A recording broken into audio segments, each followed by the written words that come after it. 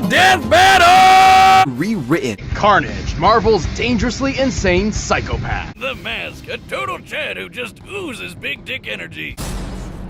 And with his new superpowers, he was a vicious force to be reckoned with. He has the same superhuman strength, speed, and durability as Venom, and supposedly even greater, like a Venom 2.0. He can shapeshift to make all sorts of killer weapons, like axes, swords, and spikes. He can even rip those weapons off himself or launch them at his victims. The symbiote can also reach out with dozens of chaotic, blood-soaked tendrils, perfect for strangling the people he doesn't want to see anymore. With a single touch, Carnage can infect a person with a portion of his symbiote, controlling or torturing them at his leisure. He has unbelievable regeneration, and even if somebody finds a way to disable his suit, the Carnage symbiote lives inside his bloodstream, and can come back out through something as meager as a paper cut. Also, the symbiote literally sees everything around it. But let's say you're able to dodge his projectiles, outrun the tendrils, and get out of sight from the eyeball suit. You're still not safe.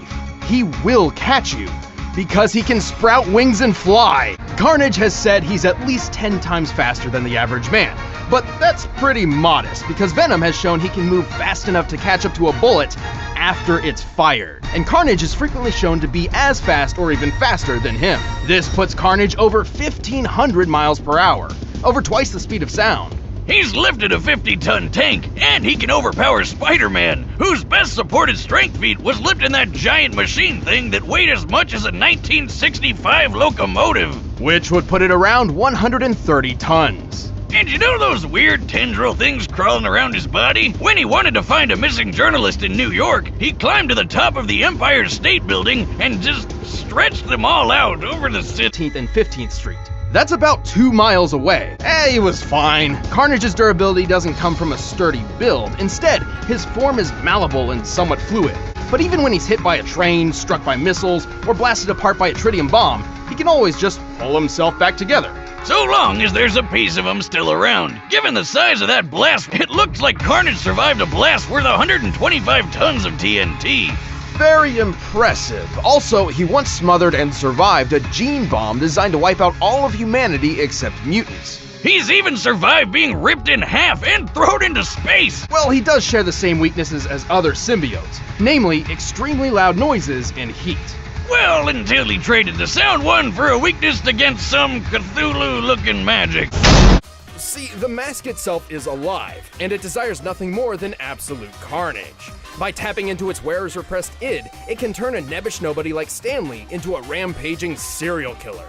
Complete with Bugs Bunny powers. Toon Force. A being that wields Toon Force seems capable of accomplishing almost anything they desire, so long as they find it humorous. With this power, the mask can manipulate the laws of physics whenever he likes, even breaking the fourth wall. Regardless, Toon Force allows the mask to summon any kind of weapon imaginable from thin air.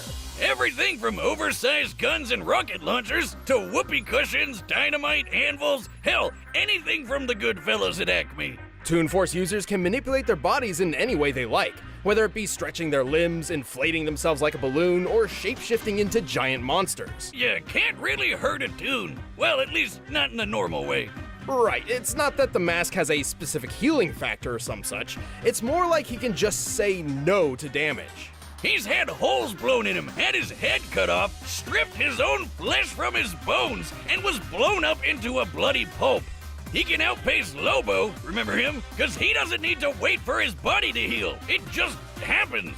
The mask can pick up cars and knock over buildings with ease. He can dodge point-blank bullets and run fast enough to set the ground on fire.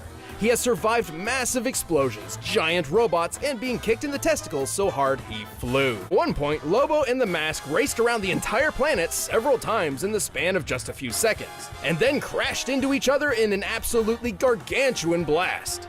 Based on their after-trail rings, and given an estimated time frame of less than half a minute, which fits given the context, they must have been going over 9 million meters per second. There's only one way to really stop the mask, and that's by removing the mask itself. Good luck trying. The only way is if the wearer has already decided to let it come off. And with the power it gives, who'd want to? Technically, the conscience of the person the mask possesses still exists, and could be reasoned with or tricked into removing the mask. Like when Lobo threw a guilt bomb at him after he murdered hundreds of people. But the mask itself has an astronomically powerful influence on its host.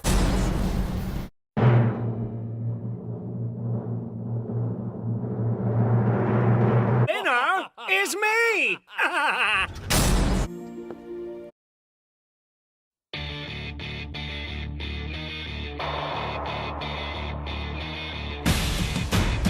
Because Venom has shown he can move fast enough to catch up to a bullet after it's fired. And Carnage is frequently shown to be as fast or even faster than him. This puts Carnage over 1,500 miles per hour, over twice the speed of sound. In the context, they must have been going over 9 million meters per second.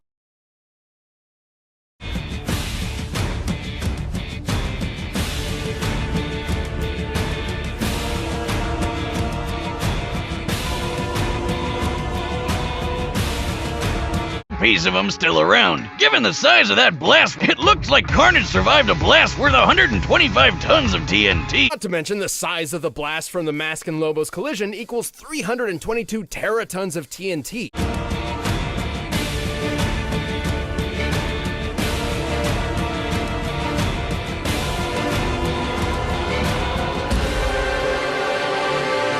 Don't want to see anymore. With a single touch, Carnage can infect a person with a portion of his symbiote, controlling or torturing them at his leisure.